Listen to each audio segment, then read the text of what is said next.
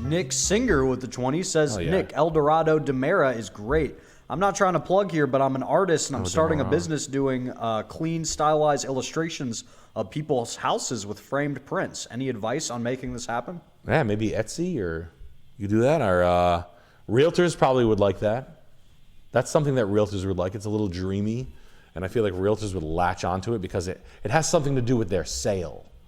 So find the people who donate $100 for their house reviews, and then the bang, freaky you few, paint it. and then mail them the painting and be like, all right, now mail me the money. And they're like, I wanted the Dodge bathroom painting. Crispin Wedding with 15 years says, 10 years. Oh wait, what's the best way to start my own landscape company? 10 years experience but no capital. Decent credit like $650.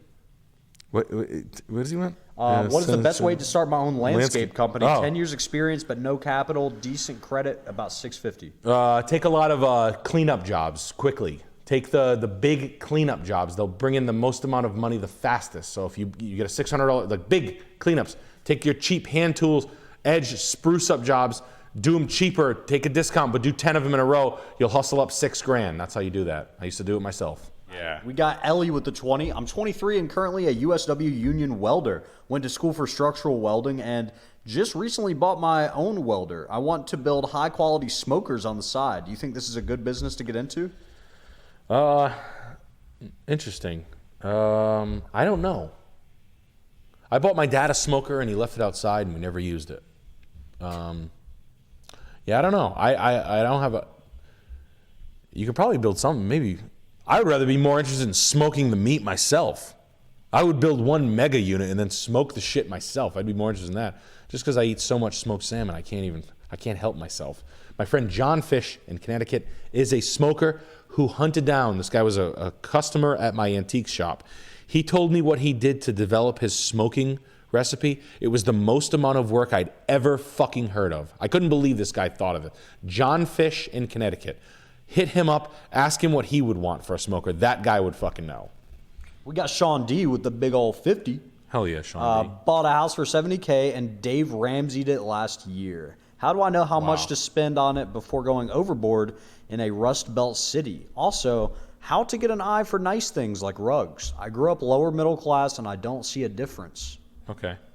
When you're fixing a house that in a Rust Belt, you have to comp it out. Spend the most, fix the house all the way up. Do the roof, do the windows. How would you do the roof? How would you do the windows? How would you do the flooring? How would you paint the exterior? How would you do a new deck? What new mechanical would you do? What bathrooms would you do and how would you do them? How would you do your new door sets, your kitchen pulls, your door handles, your security system, your internet, your upgraded wiring, and your new plumbing system? How the hell would you do each one? Tell me each one. Identify it, price it, bang, blot it out, add it all up, total it.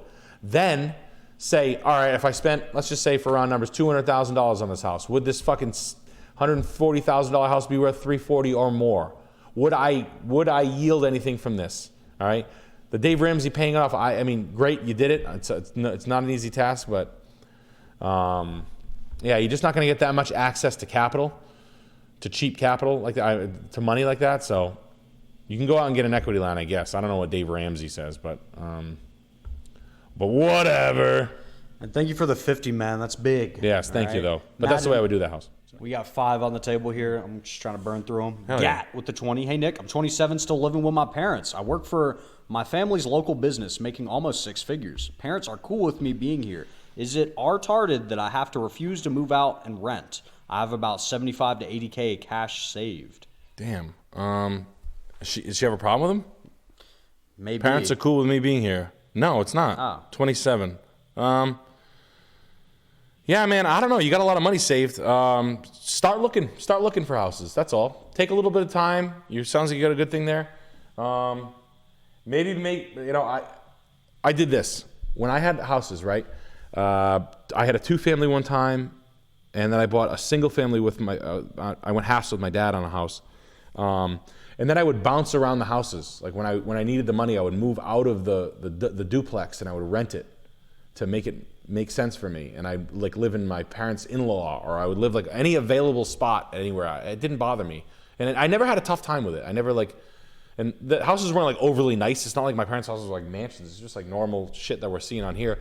But yeah, it's a nice blessing to have, man. I mean, your parents sound like they're pretty cool. So yeah, go for it. But start looking for a house, man.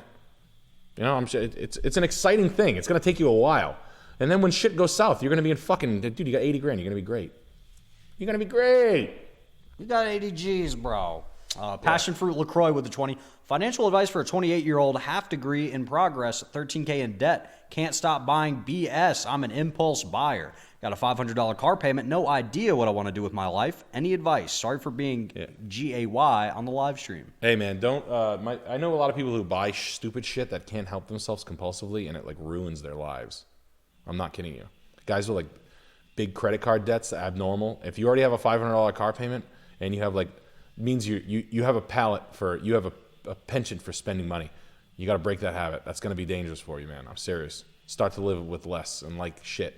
Start to laugh at, you know, I used to scrap metal and shit. I'm not trying to put myself, but like getting into the like payment cycle and credit card spending and shit like that, that's a fucking dangerous, nasty ass way to live. And you never break out of it. The guys that I know that did that never quit doing that. They're 40. They did it when they were 25. They did it when they were 30. They did it when they were 35. They did it when they're 40. Like they never fucking, it's like crack. And they just somehow like justify the credit spending. And it's like, dude, it's not going to work. It fucking blows up in your face. It might be more dangerous than heroin. Yeah, no, seriously. You could like really take yourself down. Like you could be on a trajectory and you could pull yourself down with some unnecessary. But Nick, the boat was good. Yeah. It was a good boat. A remote control car I bought that I used one time. Now I got a drone. I got all the shit. Medisama, Nick and Jet, any thoughts on starting a coffee business or any side gig to start making some extra bucks? Military money ain't cutting it. I travel every 3 years around the globe. Yeah, dude, coffee's a fucking great business. Coffee is not everywhere yet either. I'll say that. Actually, yeah, coffee's a great business.